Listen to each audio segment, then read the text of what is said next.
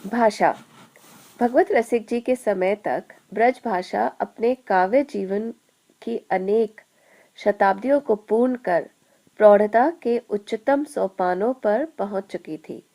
भक्ति काल में ब्रज भाषा ने सहज और प्रसाद गुण से युक्त होकर भावों की समाहिका होने का दायित्व विविध रूपों में निभाया।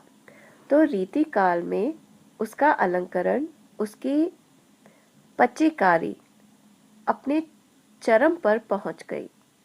उसकी अंतर्बाह्य शक्तियों का उसमें पूर्ण विकास हो चुका था।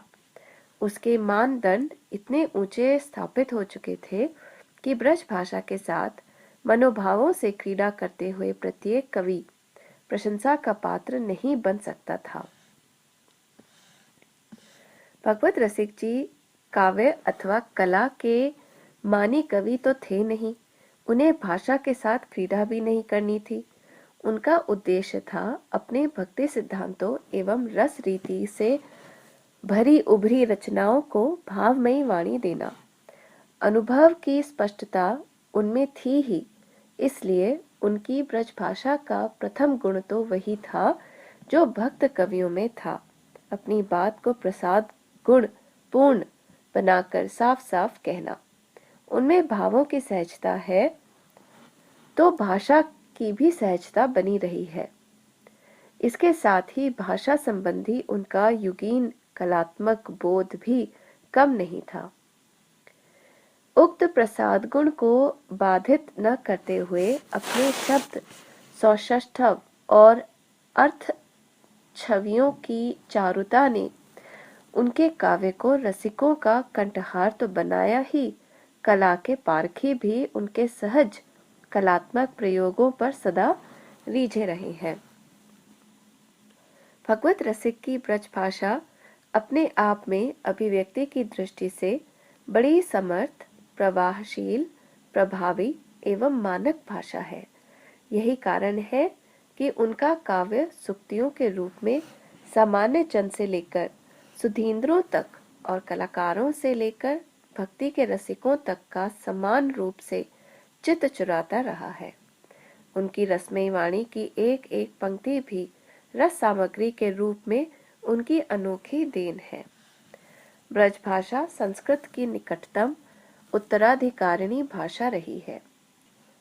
एक दीर्घ काल तक उसका राष्ट्रीय संदर्भों में भक्ति साहित्य एवं संगीत को लेकर व्यापक उपयोग होता रहा है।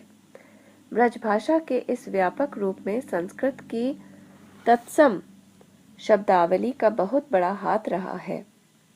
तत्सम के साथ तद्भव शब्दों की छटा भाषा की अपनी प्रकृति के अनुरूप देख पड़ती है और उसका भी उपयोग सामान्य जनता तक पहुंचने के लिए किया जाता है।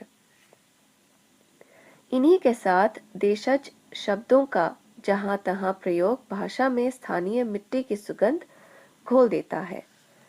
ब्रजभाषा इस समस्त शब्द समुच्चय से भी आगे उदार होकर व्याप्त हुई।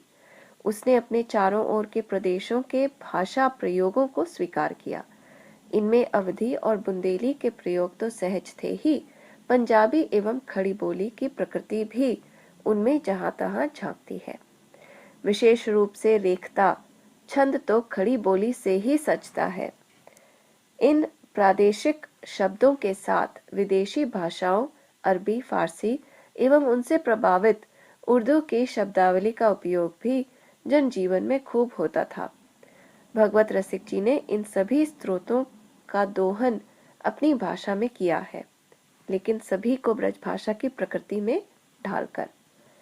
प्रत्येक भाषा की शब्द संपदा संस्कृति विशेष के परिवेश से जुड़ी होती है। यूं तो भाषा संपूर्ण शब्दावली का एकत्र विनियोग है, परंतु जब कवि का रसात्मक या सांस्कृतिक भाव फूटता है, तब भाषा का संस्कृत निष्ठ हो जाना स्वाभाविक है। राधा का रूप वर्णन देखें। राधा बदन वर जलजात, चिकुर नमी सीमत, बर कवि पाती कल जलजात, रूप सरते प्रकट बर सोहत नयन जलजात। परंतु कभी-कभी संस्कृत भाषा के बीच विदेशी भाषा की शब्दावली विशिष्ट प्रवाह को झकझोर भी देती है। परस्पर दो चकोर, दो चंदा, दो चातक, दो स्वाति बूंद घन, दो दामिनी अमंदा, दो अरविंद, दो अली लंपट, दो लोहा, दो चुंबक, दो आसक महबूब, दो मिली जुरे जुराफा अबक। जहाँ बात को सरलता से सबके लिए कहना है, वहाँ वे लोक भाषा का प्रयोग करते हैं जिसमें तद्भव शब्दों की प्रधानता रहती है। रेखता में पंजाबी और खड़ी बोली का पुट है, जैसे विधु बदन दी लुनाई, कहिंदो कीनो बनाई। करीनेह नैन लगाई के, फिरी मान करना किन बदा। भाषा के इन बहुविध रूपों के साथ भी श्री भगवत रसिक जी की भाषा मुख्यतः संस्कृतक निष्ठ है। जहाँ तहाँ उसमें अनुकरणात्मक शब्दों के प्रयोग ने उसे जीवंत बना दिया है। रस की ठलाठेल चलत पवन झकझोर, उमड़ी घुमड़ी बरसा करे। भाषा में चित्रोपमा के लिए क्रियाओं का सजीव प्रयोग करने में भगवत रसिक जी की कुशलता बेजोड़ है। कभी कभी वह एक ही क्रियापद से और कभी उसकी आवृत्ति से उसे सहज, दृश्य और अनुभव्य बना देते हैं। जैसे चंदा झपटी राहु को पकड़त, अरबरात मिलिवे को आतुर, मचकत जोवन जोर परस्पर, मिली पौड़ी किलकाई। उमंगी उमंगी करत केली, पुलकी पुलकी लपटी दो, रीझी रीझी अंचल दो, रंग में रंग बढ़ावत लाडली। भाषा के आंतरिक अनुभव और उसके प्रवाह एवं प्रभाव के बहुत बड़े कारण मुहावरे और लोकोक्तियां होते हैं। भगवत रसिक के काव्य की भाषा सहज रूप से मुहावरों और लोकोक्तियों पर आधारित है। जैसे कुछ मुहावरे हैं। करीनेह नैन लगाई के, सीख तो यह किन दई, मुर्की पीठ दई, भौहे मनोरे, पाई कहाँ बिनु मौलनी। चित चढ़ियो अति द्रग फसिया, नैन सिरावे, करत न सूधे नैन हो, रहत नैन भर तृण तोरे। रंग में रंग बढ़ावती, प्राण पोषत परस्पर, मुखर दिखाए होत कह। सो ये सब मुहावरे थे। लोकोक्तियां भी जैसे चलनी में गैया दुहे, दोष दई को देही, खावे नहीं पछताई सो खावे सो पछताई। भरता के द्वय भामनी, बसे एक ही गांव, सेवा साधे औसरन, तोरे पति के पांव। पीर प्रसूति की कहा, जाने बांझ अजान, कौवा धोए हंस नहीं, बछरा होए न स्वान। निज खूंटा खर खात, तजत मैदा घृत बूरे, आंधे के सिर संप्रदा, नकटे कैसो पंथ। जो उपदेसे और को, सो नहीं माने आप। ये सब लोकोक्तियां। भगवत रसिक जी की वाणी में सूक्तियों का भी अपार भंडार है। जैसे माया जीवे बस करे, भक्ति करे बस ईस, हरिजन हिजरा हुरकिनी सती, सुरमा सोई, प्रकट होई सब जाति में, इनकी जाति न कोई। बीजा जर नहीं प्रेम के, उपजे सहज स्वभाव।